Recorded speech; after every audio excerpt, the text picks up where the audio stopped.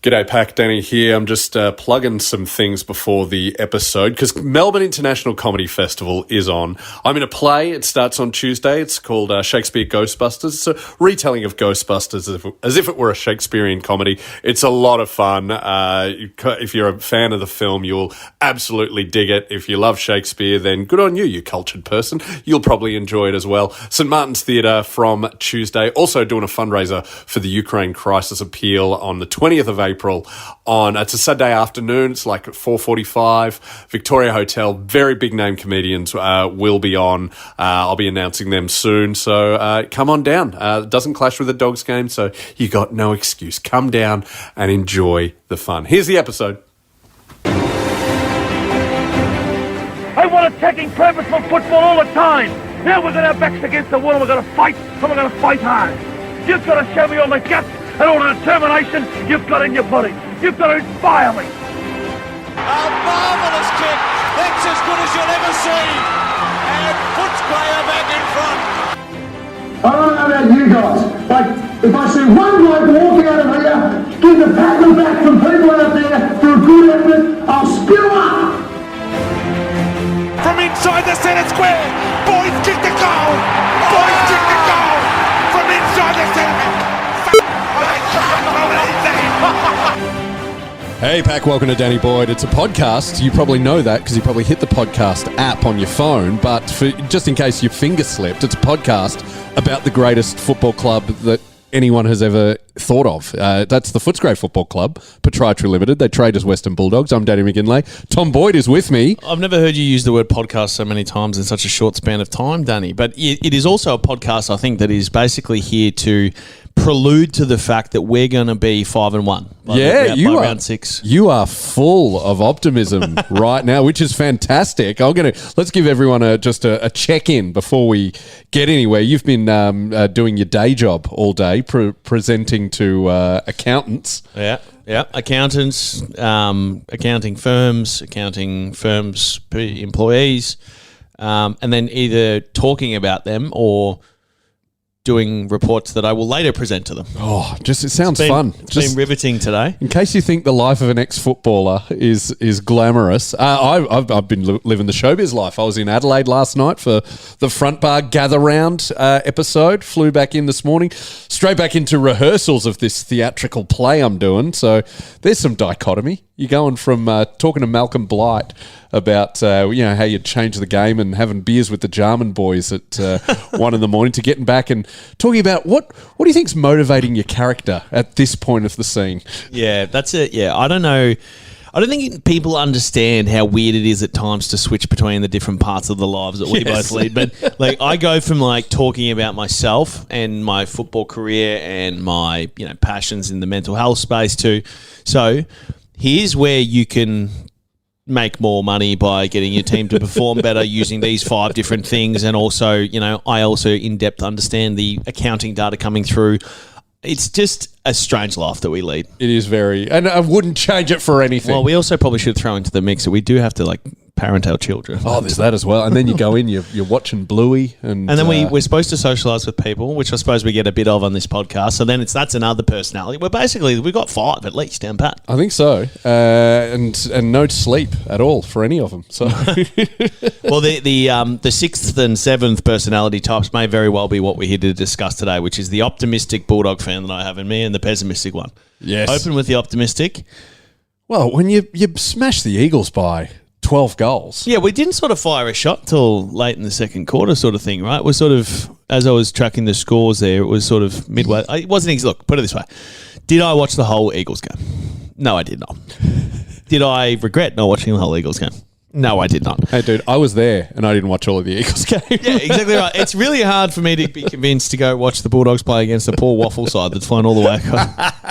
Mate, someone, I think Daniel Gorringe has got his new, I don't know what it is, but he's basically got Dan Does Footy because he always releases these funny videos from footy. And he was basically saying, if you're a Eagles fan, it's, hang in there.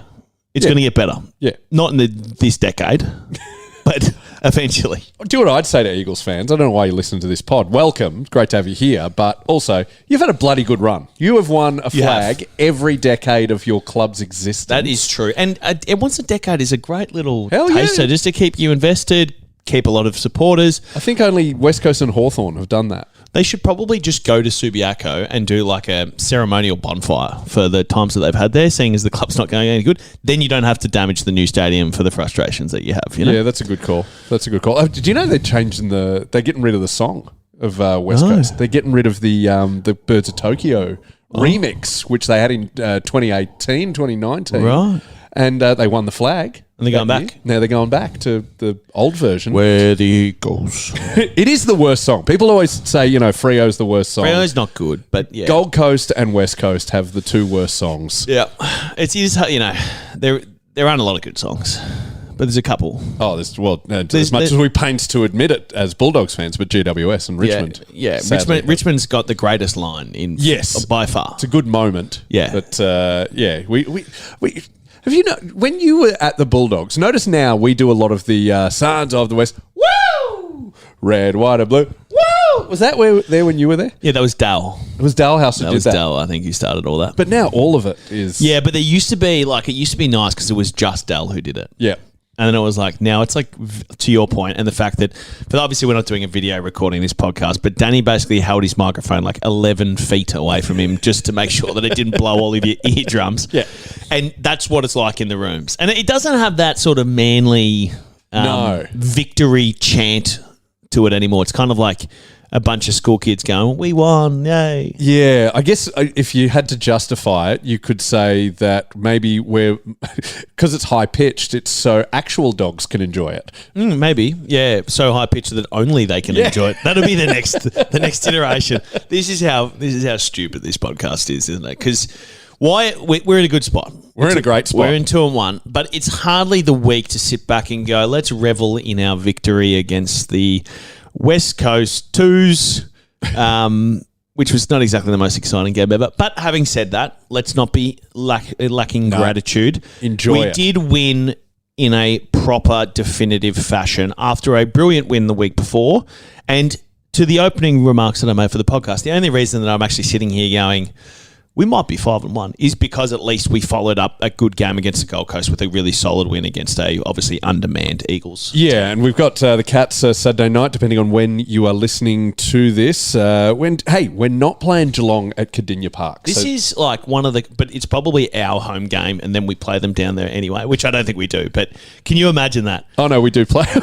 We do play them down there? Round 19, we're playing them down there. Oh. Yeah. So this is our home game. This is actually salt to the wound. This is the game. Didn't we beat them where Harry Taylor missed a shot after the siren? That was about 2018. Yeah. I think I played in that game. But you did. No, you did. Yeah, I've seen the footage. So we've gone from having at least that in the memory banks to if you win, it's going to be in a different state. And if you lose, which you have forever, except for last year in Cardinia Park, then, bad luck. But it felt like a loss last year. Yeah, it did a bit.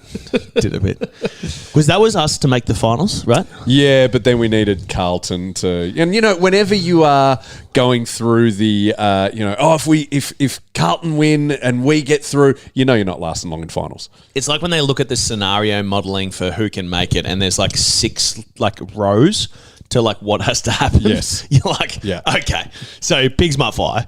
But also, I suppose it's a possibility if, we win by 78 points and can't lose by 24. And then how they put the numbers on for the percentage points now? Yeah. It is it's probably all done by our great friend of the show, Chaz Licadello. He would be he's sitting there going, this is the mathematics. He's sitting there like Zach Galifianakis on The Hangover with all of the, numbers and shapes. See, there's a difference between you. I was thinking Anthony Green in the election coverage, and he's got the pressing the buttons and everything. Well, I can't say that I've seen Rain Man, but I have seen the scene when they drop the matchsticks on the ground, and that's like Chaz. He's like, okay, we drop all the results from round 22, and then he sees all the matchsticks and goes, this is what's going to happen next. We should get Chaz on again soon. I saw a friend of the show, Will Anderson. Literally drove past him. He's in Melbourne doing the comedy festival. Just plug your show, Will. There you go. Well, very good. Drove past him. He was walking near the Bubble Dome, Amy Park. Can I say that I saw a Bulldogs legend this morning? Here actually. we go. Yes, please do. I was driving on my way to the city to go to the gym this morning, bright and early, and I looked to my left, and I'm like, as I drove in, I'm like, there's no one else in the human race who has ever had a physique like that. And you'll know who I'm talking about. Okay, hang on. So a physique like that. During my career.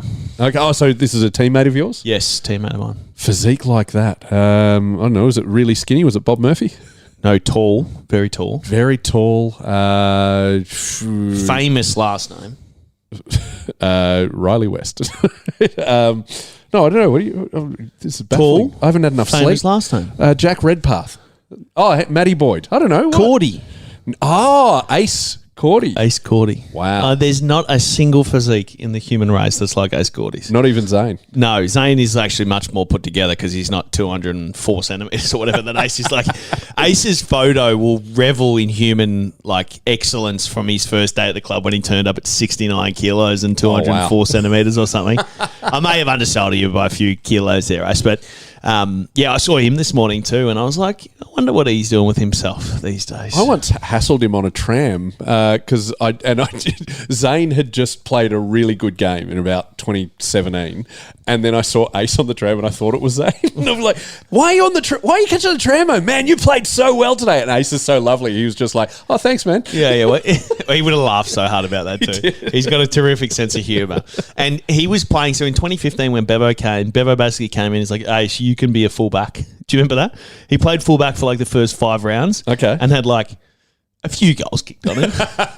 We didn't really have a fullback at that stage because you remember, like, by the time that the defence was all together through 15, 16, like fullback was like Marcus Adams at times, but then he injured himself like 400 times. A lot, yes. And then it was basically just Dale Morris and Fletch who sort of traded in and out of there. So anyway, it was a throwback when I saw him. I hadn't seen him in ages, but there's so many, like, what would your most, what's your favourite not high-level Bulldogs player that you... Oh, just... From the last 10 years. The last 10 years. Occasionally, I still wonder what Matty Robbins is up to these days. I think he might actually fall out of the 10-year window. Yeah, he probably would now. I mean, it's tainted by the premiership because all of those Bull gods are there. So who's a Bulldog I've not thought about in a while? And by the way, this is a fun game to play for everyone. Just send us obscure Bulldogs players. Yeah, and whoever I played with, I'll let you know what happened. We'll see what's happening with them. Oh, God, it's hard not to think of friends of the show. Well, friend of the show, Shane Biggs is an obvious one. Yes. You know, he's not well known. He's an absolute hero of the 2016 Premiership, but, you know, he's one of those interesting characters. Brennan Stack. What's he up to? I don't know. It was before my time. Oh, okay. Cameron Faulkner. Your memory is all from like early 2000s. It is, man. This is what happens when you age. I know Danny Delray's driving trucks with his business. About the 80s. He's 1992. He's an absolute legend. I think, you know, this might sound nostalgic, but what I will say is that even though we obviously had success with a few people during 2016, there's only 22 who can grace the field. Yes. Now, everyone who I played with at the Bulldogs, they do, like, everyone that you play with in a team in the lead up to a premiership contribute in some way, shape or form. Yes. Because you need someone to talk to when it's absolutely rubbish and you're losing. You need someone to go out there and play a certain role or, you know, fill a certain position or deal with opposition or deal with the coach, like whatever it is. Everyone has to contribute whilst they're there. And we do obviously forget even so many of the players that were in the squad that year in 2016. Like, there would be a dozen players. You'd be like, were they still playing? Will Minson. Yeah. Played one game. Yeah. And was it played well, as I thought, against the Swans? No, he also played in round 23. Oh, did he? Oh, the Freo game. Yes, and he only played about 45% of the game. You were injured and they said, get back out there. Yeah, that's a true story. That was, I don't think...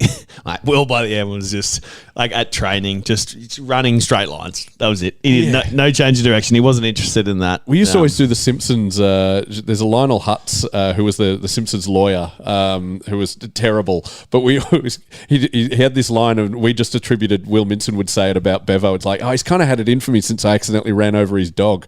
You go, what do you mean? Well, replace the word accidentally with repeatedly and the word dog with son. Oh, it's so funny. Like, there's just so many people that you've run into in footy circles along the way. And I tell you what, there is almost no more enigmatic percentage or percentile of society than AFL footballers over the years. They are some strange people. Yeah, I wonder if the statute of limitations has run out on this. Or I don't think we've told this story on the pod, but there was a player who came in around 2015, 2016, when you were there. Mm-hmm. And no, I'm pretty sure we have told this story, but showed up and still had a Richmond sticker on his car. And wore Richmond shorts. Wore Richmond shorts as well. To training. To the club. And so... And then when was confronted about it, didn't take it well. No, didn't take it well. No. And, yeah. There's most of the story is, I think, just fine to tell. But let's just say he was a slow recoverer from a certain injury that happened because no one wanted to play with him. Right. Which is extraordinary. And according to rumour, I tried to chat up Bubba Smith's daughter. Oh, something like that. According to, I mean, I'm sure a lot of these stories could be attributed to 5 or 6 players, but when there's a scapegoat, do they all just get piled onto the one player? No, when you reminisce, it's all one person. All right. I think we've definitely told it on the pod before about the game against Melbourne. This is the practice game. The practice game we've spoken about. So Luke Gertz played in that game. Oh, we're naming him. Okay. Well, it's like, go back and watch the footage. He basically threw Colin Garland over the fence in the top pocket at Highgate, and then got given a yellow card. Which really, I think he did, or got reported. Yeah. What? But I think maybe in a practice game you could. It was a practice game. What they were trialing yellow cards, were they? Maybe, I don't know.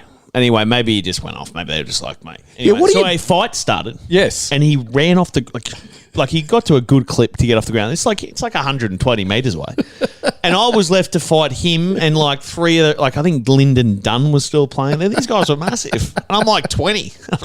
What are you leaving me here for, mate? Yeah, what do you do with it? What's the etiquette with a fight when you have to go off? Are you supposed to like tell the runner, just let me throw a few punches and I'll be with you in a sec? Well, if you started something with a less than honourable act, you don't get to run away.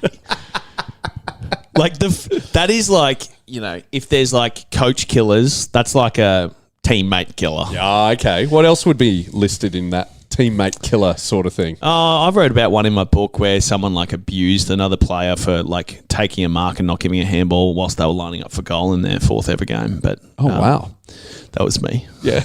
Why did you abuse that player? No, they abused. No, I know. Like that. I think there's certainly ones. Oh, here's the perfect one: not coming off the ground when you're supposed to. Yeah. Okay. Because the Jack McRae. King of that. Oh, sorry. I didn't hear the runner that was like screaming in my ear. And what happens is like when we were doing high rotations of the Dogs, it'd be like 6 or 7 minutes at a time. And you basically go like, say if you're a half forward, midfield off. So you'd go into the midfield, come off. But okay, yeah. Because we were rotating so many people through the middle, but then, the best midfielders who want to rack up the most exposure, they don't want to play half forward. So they go midfield, 9 minutes, 10 minutes. Then they go forward, 3, off, 2. Then after 2 minutes, like if you watch Jacko would be screaming at people to come off after like he'd been on the beds for 90 seconds because it takes time to get them off. Yeah. And then, if you wait till 7, then you won't get on till 10. And how are you supposed to monitor this? Is there a runner like with a stopwatch, or are you looking up at the clock? No, well, so there's 2 ways they do it. So one, there's the clock, which they basically say, hey guys, so say someone gets injured in a rotation, so they blend 2 rotations together. Right. So say instead of there being 6, 2 lots of 3, there's 5 in one. They'll be like, guys, we're doing quick rotations. There's only 5 of you, and 4 of you will be on the ground at any one time. It's 4-minute turns, so it's 4, 8, and then they'll tell each person who's top. Okay. By the end of the quarter, that blows out, obviously. So the first interchange should be on the dot because you got no excuse. Yeah. Which never was. And then so on and so forth. And eventually, like, you don't want to be in like the 4th rotation because the 4th rotation might mean you come back on at 25, which means you only play 2 minutes. Right. And at the end of the day, no one gives a shit if you don't play enough. They care if you've got enough disposals and have enough impact. Right. No one's looking at time spent on ground and the ratio of all of that. No. That's so unfair. Yeah, so that's definitely a teammate killer. Obviously, like the typical ones of having shots when you shouldn't and all that sort of shit. Yeah. But And when do you know whether you should take the shot or not? Because you can miss easy ones. You can actually get some hard ones. It's really easy. If you kick the goal, you should have taken the shot. Right. So it is that basic. Yeah. Well, as in like, I remember talking to Gia about this in my first year, and I was like, Jake Stringer doesn't handball, and I'm open, or he doesn't pass. And he goes, yeah, Tom, I get it. But he's kicked 30 for the year already. What am I doing? Here's the other, and this happened with Jake a couple of times. That's why it popped into my head. Here's the other one, playing on from free kicks that are close to goal. Right, yeah. Jake did it to me twice in one game from like 4 meters out. And I was like, what? Because no one remembers in round 6 that I should have had 2 extra goals. Yeah. They checked the stat sheet and I had 3 instead of 5. And they're like, oh, so he's only kicking on half a goal a game. And you're like, mate, I earned him. So you've earned you've drawn the free kick. You've done a great tackle or been taken, or probably you weren't taken high unless Godzilla was playing against you. But or a few in a marking. And contest. then he just grabs the ball and runs, and they go on. Yeah, good on you. Yeah, good work. And then here's them. It boils my blood. Here we go. Then they come around after they steal your goal and they run straight towards you and make sure they like give you a massive rap like, great, well, your goal, mate. I'm like, I know it's my fucking goal. You stole it. It's a telltale sign of all good forwards. Like Cody and these guys who are forwards, they don't handball. Right. Good to know. This is what we're all going to look out for when we're smashing the Cats by 10 goals on Saturday night. That's right. So what? Okay, and the other what else? The other news we have to talk about? Well, there's the most important news of the week, which I feel like they're basically.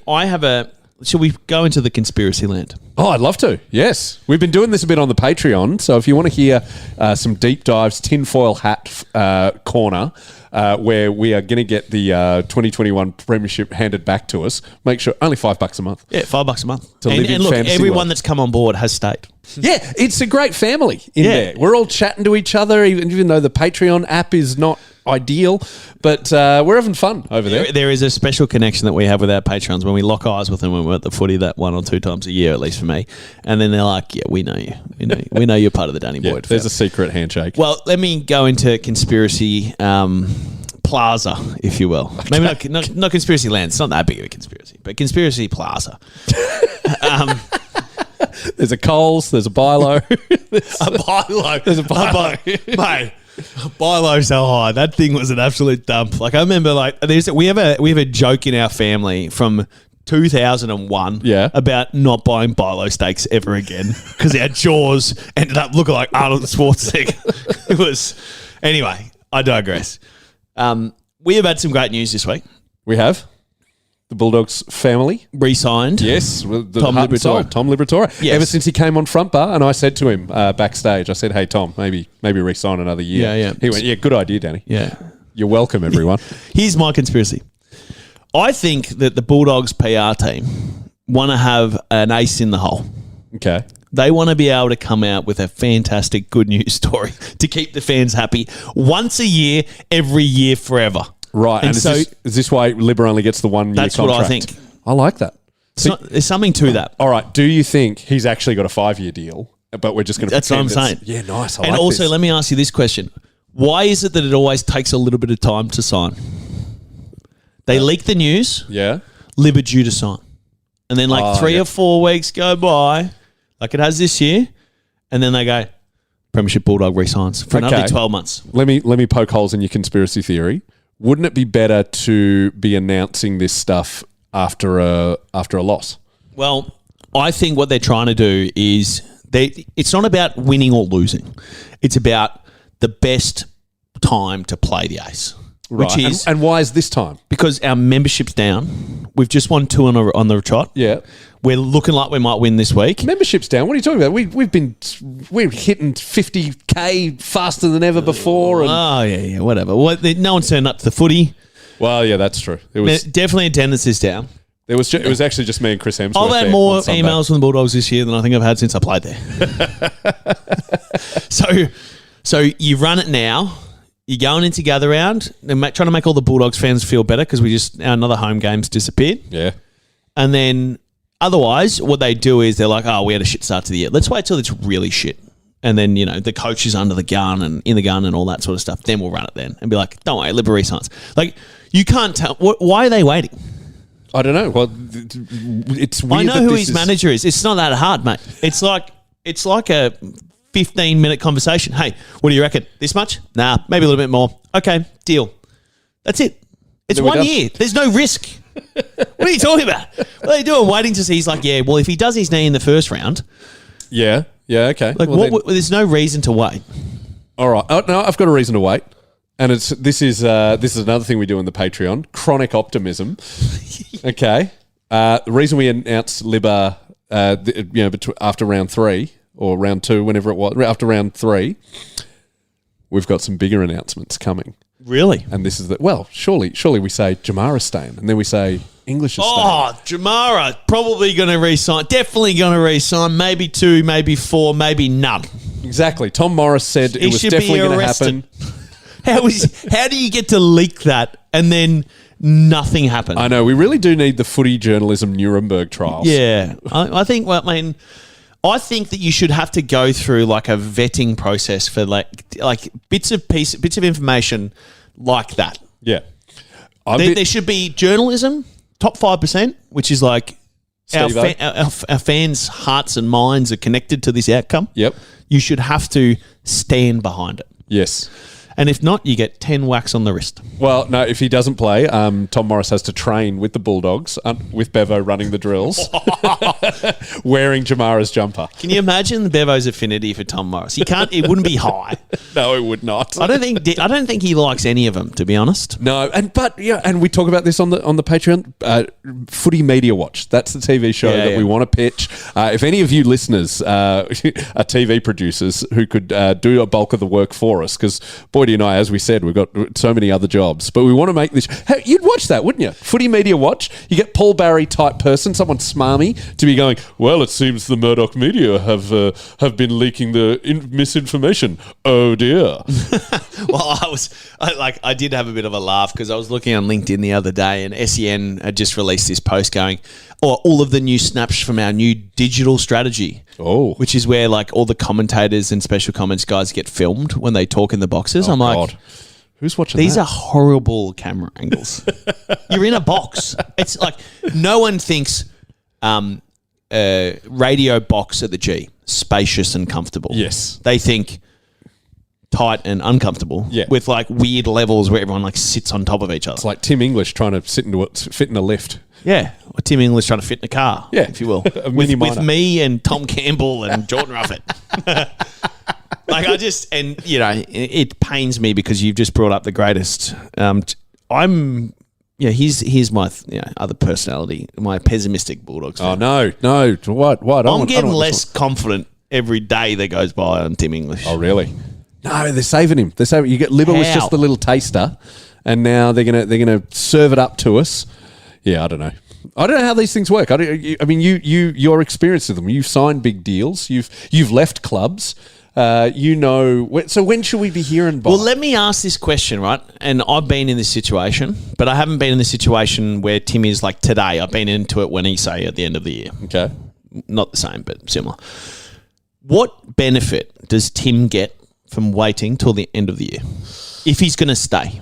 Yeah, if he's going to stay. Well, then he gets to do a LeBron-style special on YouTube streaming. I mean, Channel 7 probably aren't going to do it for a Bulldogs player, but if it was a Collingwood player, and it's just called The Decision.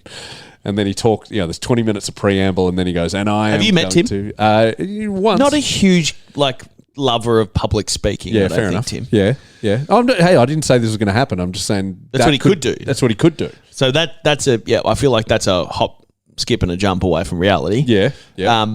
It doesn't strike me that there's any benefit to him personally if he's adamant on staying at the Dogs to not sign soon. Yeah. Because what are they going to say, right? So Tim goes to the negotiation tables. G'day, Tim. G'day, mate. G'day, Bevo. Or whoever's doing these. Kylie. Sam. We're all there. What do you want? I want $1 million a year for 10 years. Okay, we can't do $1 million. Okay, great. I can get 1.3 somewhere else. Yep. The end of the conversation. And that's it. Well, what are they going to say? They're going to have to say yes to what he wants. Yeah. Which will be really high, which he's deserved. And he's also, from a market value point of view, definitely deserves because there's Yes. only so many good ruckmen. He played very well on Sunday in a way that sort of looked like he was trying to impress the Eagles. Yeah, which I wasn't happy with. I just don't understand when you walk into that negotiating room. If you don't say yes to Tim, you're not going to wear him down. He's got every ace up his sleeve that he could possibly need, And he's got big sleeves too. and he's got big sleeves, which include probably 6 to 7 clubs who are willing to spend 7 figures a year on him. Yeah. So, is the only reason he would wait in that logic is, does he believe, or when he finally gets to the point where he believes that the Bulldogs are the place to play for the next? So how do we do that? How do we keep Tim English there? Do we obviously? I mean, we've renovated the place. We've made the ceilings higher, so it'll be more comfortable. That's good. Doesn't have to stoop as much. Yep. True. I don't know what else we can do. So, I don't know anything on the personal. We don't know what he thinks of Bevo. We don't know any of that stuff because that's a big factor, Yeah, it would be. right? Because the one person in your life besides your wife who can control everything and completely fuck it or improve it is your head coach. Yes. Right? So I don't know that bit. On the trajectory of the club, I would presume that he would expect the club to play finals this year, would be my guess. We all do, yes. And agreed. And we should. But if you were Tim, right, and you're looking at the club at the moment, and maybe I'm being hypercritical, but if I was looking at the club and I'm going, I'm a ruckman, I need support for my midfielders. Mm-hmm. Bond's 29 this year. Yeah. Libba's 33. 31, I think. Only 31. He must be 32 this year then. Okay. That makes sense because he's 3 years older than me. No, he'd be 32 this year. Yeah. Trelaw's the same. Yep. And who else is going to, the 3 starting midfielders from every game this year are that age. Yeah. Well, we got Riley Sanders coming in. Yeah, of course. But Tim's also, he's 20, would he be 26, 25? He's this is the only contract that matters in his entire career. Yeah, every other one does, don't get me wrong, but this is the one. So you're going to basically sign up to give your life away for the next 10 years. Where do you want to do it? Obviously, I want to do it at West Footscray. Yeah, so do I. So come on, Tim. Yeah. But you know what I mean? Be like us. Does it make sense what I'm saying? Yeah, I do get it, and you're giving me fear, which I don't like. But so, what should we be looking for as fans? What are the clues that things are going good or bad? Is he just him holding out as a bad thing? No, I mean, I think it's a reality thing. I mean, again, I am not in Tim's head. I'm just saying, the way I think about it as an ex-footballer, which was definitely different to what I would have thought about when I was playing. Yeah, yeah. But what we don't want to see is any tension between Luke and him. Yes. Because that will happen at some stage where the coach will be like, I'm sick of answering bloody questions. What are you going to do? Yeah. Do I need to start planning for the future or not? It was mentioned in the article today about Rory Lobb is going to play for the next 7 years. Now, yeah, because he didn't play much footy as a junior. And I'm like, how does that help us with the Tim problem? He doesn't ruck. He's playing. He plays forward, does he? Well, he's got those lovely bedazzled boots now that were all over social media. I haven't seen these, admittedly. There was a lot of talk in the front bar riders. Can I venture a guess? Go for it. I would suggest that Rory paid the price for that at the Bulldogs with his teammates. Having bedazzled boots or just the video existing? Yeah, all of it. I just see fines. A lot of people. Oh right, yeah. How much? This is fines with it. I don't know I don't know if they've adjusted for inflation in there, but it used to be $25 or $50. Yeah, okay. If you have a violation like that. But having said that, once you have a violation to this level, you'd be hard pressed to not have the. So for those who don't know, watching you over. Rory's fiance put up some. I would call them comedy. Videos of she bedazzled his footy boots. There was some lip syncing of songs. There was one of his match day routine, which involves him carrying around a dog for 20 minutes. They were all pretty tongue-in-cheek. They were a bit of fun. They were all good. A few people took him seriously.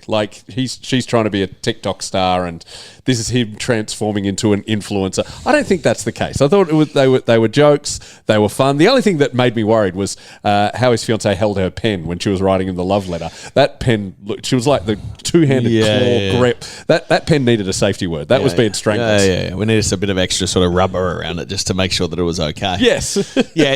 I don't know. I haven't seen this, so I can just tell you from experience that partners' Instagrams or AFL partners' Instagrams are closely watched by the Toby McLeans of the world.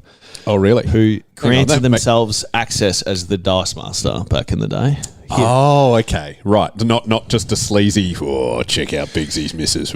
No, definitely not like that. Definitely not. Much more like, the detective that is needed to, keep an eye on all things. Okay. Players and partners and social media and all that sort of stuff. But to the point that I was brought Rory up for, like I literally just read an article where Bevo was talking about Rory taking his time coming back into the side and how he's not worried about him. Like Rory's 31, 2? Yeah, I think so. And he said something about, like, he's like, he hasn't played much footy when he was a teenager, so he's going to have a long career. Yeah, he said 6 more seasons. I'm like, what does that mean? Is this another joke? Do we, like, if you don't play footy as a teenager, do you anti-age? Does that mean if I start playing now, I mean, I've not played since I was like 15. If I played now as a 41-year-old, I've got 26 years. So I didn't play. I barely played at all in my top age year. Am I 28 this year? I think so. I think what this means is me and Boydy are going to play this week. Basically. I mean, the logic stands the test of time. And speaking of Bevo at training, he was also having to answer questions. We were having shots at goal blindfolded. Oh, yes. Now, I like this. I think this is whatever it takes to get us to kick accurately would be bloody good. I mean, how were we on the weekend? I think we were actually pretty decent. Well, you said to me, like, to be clear to all our listeners, when Danny said to me, they've been training blindfolded, I was like, what? Yeah. That sounds dangerous. And then, of course, it's just shooting for goal blindfolded. So what is the purpose behind this? If anyone's watched any basketball, you'll watch them do closed eyes, free throws, and those types of things. But I thought they were just trick shots. No, they're not trick shots. It's more like if you're practicing a skill that is purely repeatable. Like think about like a golf swing, like a free throw shot or whatever. Yep. Like the only equivalent that we have of that in football is essentially the set shot. Yeah. So you hypothetically shouldn't need to look. You should be able to feel the motion of you kicking for goal. Well, we kicked 16-10, so we are getting pretty accurate. I didn't watch, but we might have run a few in there to the goal square. Yeah, that's true. But we were accurate against Gold Coast, and against the D's, we were 9-10. So, look, hey, whenever we kick straight, we win. So I can see it's good that we're working on this. Whenever we kick more points than the opposition, we win. Spoken like a true footy commentator. Oh, mate. And what's the other one? When the Bulldogs get to 100 before their opponents, they always win. It's like, because we can. Yeah, like it's like, when the Bulldogs get to 100, they win. Yeah, but the average score for the year is like 80. Yeah. And you're like, thank you. When we get to 200 first, we always win. Well, absolutely. That one time we did it against St Kilda in 1978. But in all seriousness, if we're going to move away from the sort of just completely miserable experience of talking about one TE, we're actually in a pretty good spot right now. Hey, rising star. Harvey Gallagher.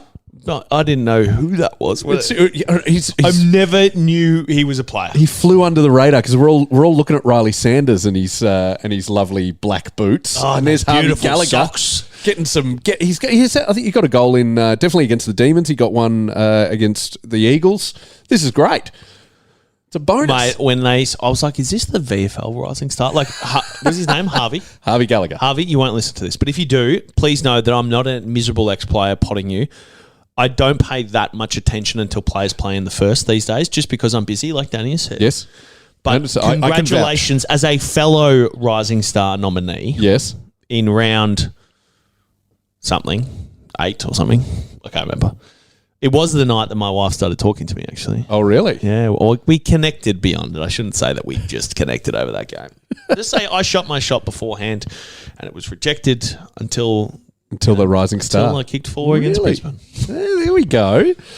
That's nice. It's also not that true. So stop ruining everything. It certainly was a part of the journey. But yeah, we are actually, in all seriousness, in a pretty good spot. We should win this weekend. You reckon? We never beat Geelong. Well, I'm going to say it anyway. Actually, let me say this. If there was a game that matters for the year, I know we said this about Gold Coast. Yeah. This feels like another one of those Damien Barrett sliding doors games to me. If the Bulldogs can beat Geelong, then that's good. Then Bevo will last at the end of the year. That's probably no. He wouldn't say that. He wouldn't say that. I was like, Damien wouldn't, but I think we should probably say that. Damien would be like, oh, I can't. I'm gonna get him. Oh yeah, they properly hate each other. Those two. Oh, I see him around here all the time, actually. Really, Barrett lives around your southern suburb. Yeah, he does somewhere. I don't know. And he's probably just hanging out because all the AFL players live around here. Yeah. So he's just on the beat. Just the truffle pig. Truffle pig, looking for stories. I think we're actually genuinely. This game does feel much bigger than. All right, we beat Geelong. Bevo's in for the year. I think that's probably a fair. And it's a 7:50 game on Saturday night. Is that correct? We're at 8:10. Oh, even Melbourne worse. time. Yep. Oh, I do work with a few. I was speaking to people from Adelaide today, so I'm pretty. I was there, mate. So Gather Round looks awesome. I'm sure someone's listening to this there in Adelaide. They're putting up all these activations, fan zones. It looks fun. I wish it wasn't on during Comedy Festival. Sure, this is the day that Craig Kelly makes all his money. Oh, really? Because this is TLA. This is their big week. I think when they do all the activations for AFL Victoria and AFL. Anyway, tips, mate. We're getting to the end. It is late in the evening. It's past 6 o'clock as we record this on Thursday evening. Yes. Tips. No, I think we'll.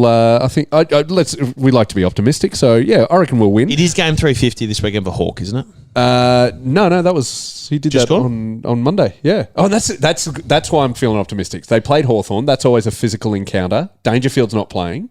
Yes. So we should have a bit of a physical advantage over them. We'll have an extra day break. I think we usually play okay at Adelaide Oval. We haven't been thumped there for a long time. Yeah, we've had some really good wins over there, actually. Yeah. So I'm feeling like we can do it. I reckon Jamara's due to kick a bag. I reckon we'll get 4 goals from Jamara. And the question I have for you, Tom Boyd, who's getting 2 Brownlow votes? It's a good question. It's a very good question. Becoming a staple segment of the show, as I would say, is my follow-up question after I answer this. I think Jamara getting 2 votes makes a lot of sense. Okay, sweet. I think he's due, and I think that Aaron's probably a bit due as well. Against a good side, I mean, just let's have a good game for those 2 together. I think is a real optimistic shootout thing to think about between them. And what was your tip? You didn't say? I think we'll win. Yeah. Okay. Now, we should always do 2 tips each. And the first tip is, what do you think? And the second one was, if you had to bet your house. Because I think that puts it into context. Okay. So I think, do I think we'll win? I think if we win, it'll be close. I don't think we're going to blow them out of the water, to my perspective. I watched a little bit of Geelong play this year, and, they're okay. Yeah. They're missing about 6 players. They're reigning premiers. Yeah. So they're decent. They've been too old since 2003. They were also who played in the grand final last year? Collingwood and Brisbane. The year before that was it was Geelong, Sydney. It was Sydney, and that was it, wasn't it? It was just Geelong. Just Geelong. Yeah, Sydney didn't show up. Geelong walked out there and ran all over those poor swans, poor creatures. So I think we'll win close. I'm not confident to say. I'd think 11 points. All right. And when are you betting your house on? Oh. Gamble responsibly, by the way. Yeah. Don't bet houses. If you get a bookie that'll take it, I'll be confused. My landlord would be pissed off.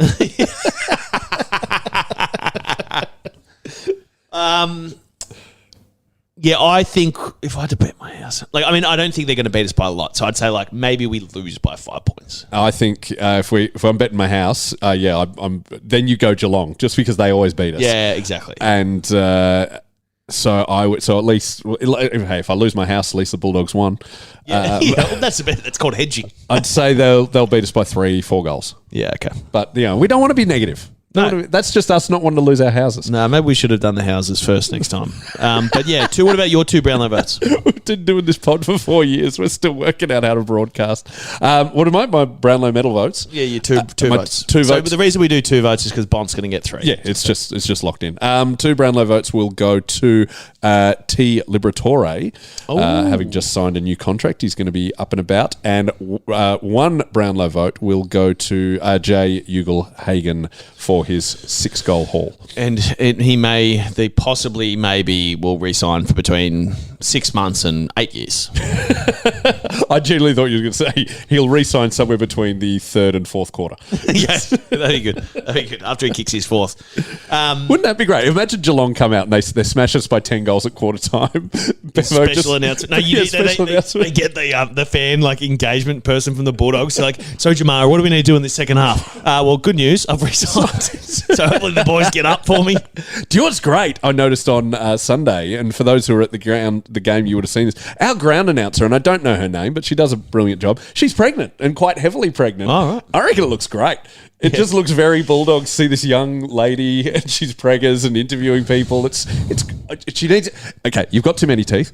It's just if you want to have the whole bogan sort of Western suburb. Do you know? Last night I was in Adelaide for the Gather Round front bar. I was chatting to some of the Port Adelaide cheer squad, who are lovely people, good fun. Cheer squads are lovely people. They are.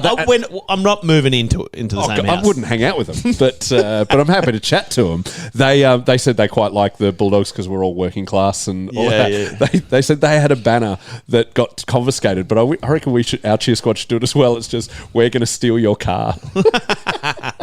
Well, what was the one that you had for the first... the first game we played against West Coast, my first game. Your first game, which was 9 years ago today, by the way. Really? Was this is the Tom Boyd? You think Tom Boyd's expensive one? If you thought Tom Boyd cost the earth, try buying a coffee in Perth.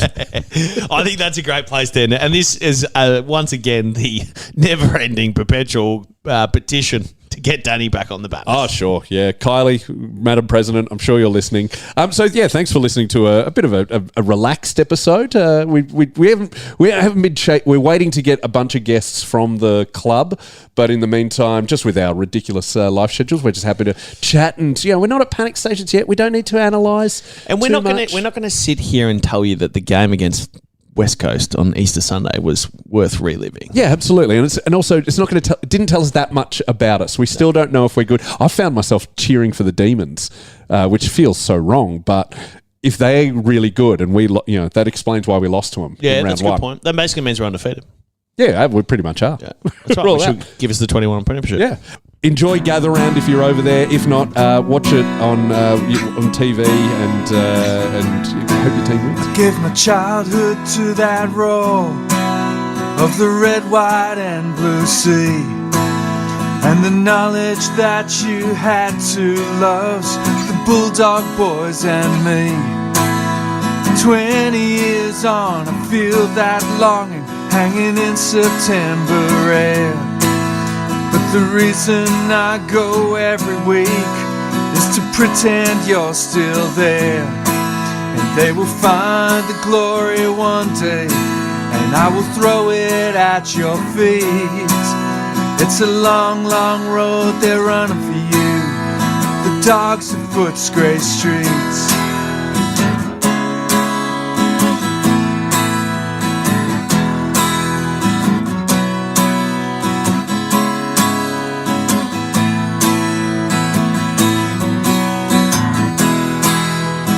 Long, long road they're running for you, the dogs of Footscray streets.